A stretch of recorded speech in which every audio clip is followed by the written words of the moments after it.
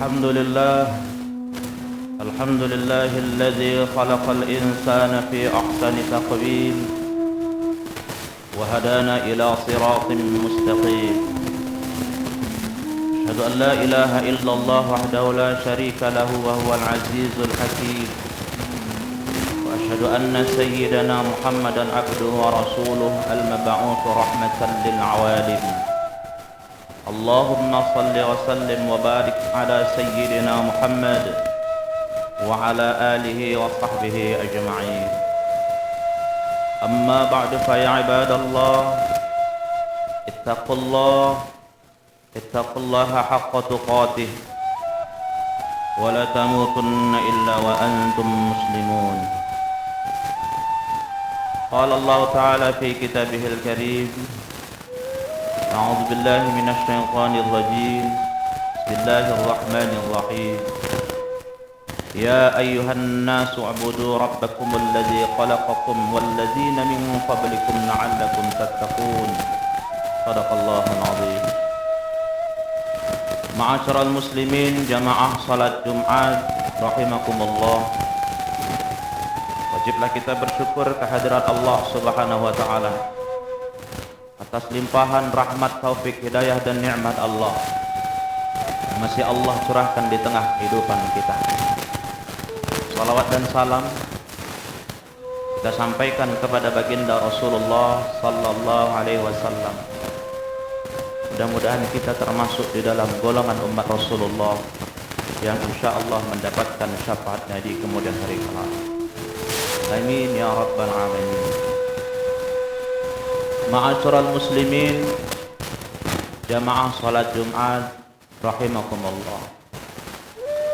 Marilah kita selalu meningkatkan kadar ketakwaan kita kepada Allah Subhanahu wa taala dengan menjalankan perintah-perintah Allah dan meninggalkan segala apa yang dilarang oleh Allah.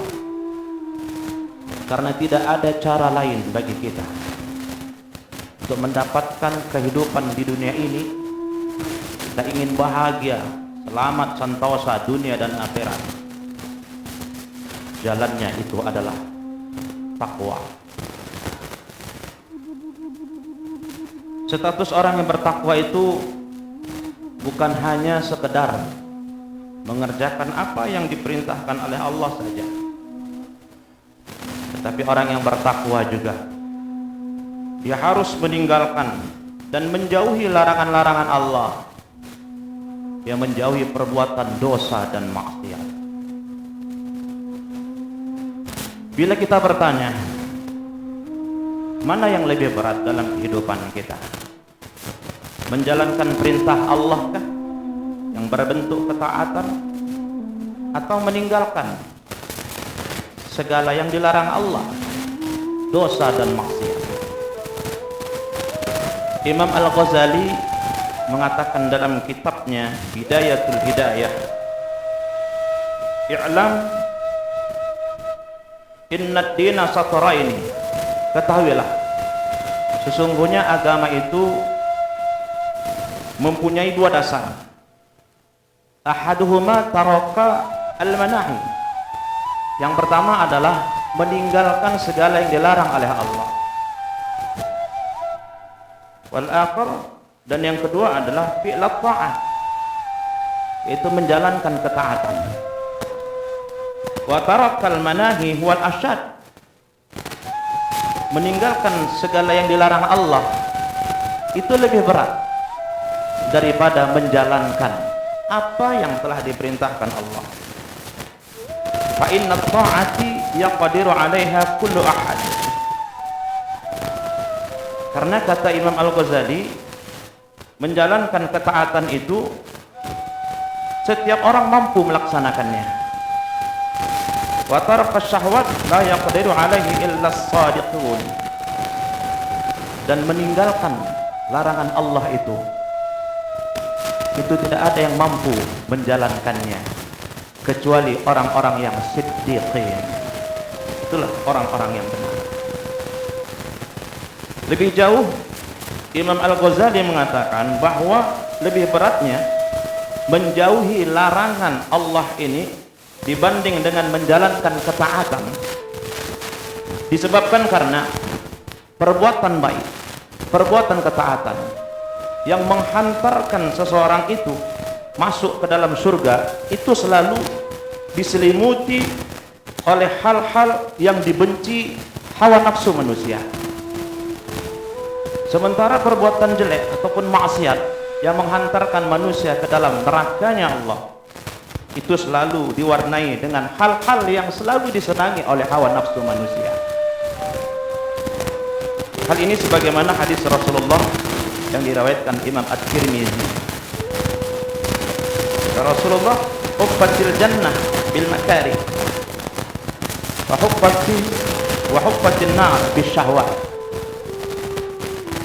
Surga itu diliputi dengan hal-hal yang tidak disenangi oleh nafsu, sedangkan neraka itu diliputi hal-hal yang disenangi oleh nafsu. Hadis riwayat Tirmizi. Ma'asyiral muslimin, saudaraku rahimakumullah. Perbuatan maksiat ini akan berdampak buruk sekali dalam kehidupan kita. Bukan hanya pada pelakunya saja, akan tetapi bagi masyarakat di sekelilingnya juga akan berdampak. Di antara dampak akibat yang paling pokok dari perbuatan maksiat yang dilakukan adalah pertama, mengurangi rezeki, menyulitkan mencari kebutuhan hidup dan sandang pangan pelaku maksiat tersebut. Hal ini sebagaimana disebutkan dalam hadis Rasulullah sallallahu alaihi wasallam riwayat Imam Ahmad dalam kitab Musnadnya. An Thauban qala, dari Thauban berkata, qala Rasulullah sallallahu alaihi wasallam, bersabda Rasulullah sallallahu alaihi wasallam, innal abda la yuhramur rizqa bidzambi yusibuhu. Sesungguhnya seorang hamba itu terhalang rezekinya sebab dosa yang diperbuatnya. Hadis riwayat Ahmad dalam Musnadnya. Kemudian yang kedua, dampak daripada perbuatan dosa dan maksiat akan terjadinya musibah demi musibah kepada pelaku maksiat tersebut. Musibah ini bisa berbentuk sakit yang mungkin tak kunjung sembuh, kecelakaan, keresahan, kesusahan, kerugian dalam berdagang, doa-doa belum diijabah oleh Allah, dan lain sebagainya.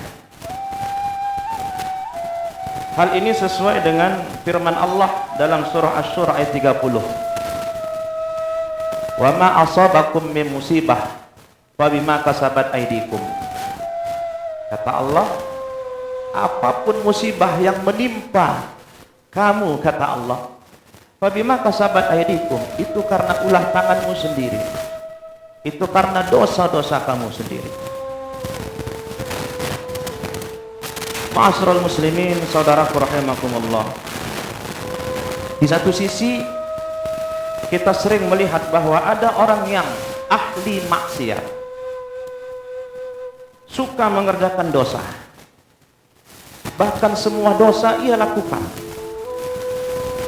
tetapi ternyata dalam hidupnya dia aman-aman saja. Dia sehat, dia segar bugar, dia tidak pernah tertimpa musibah, dia bergelimang harta, kemewahan, kebahagiaan dunia.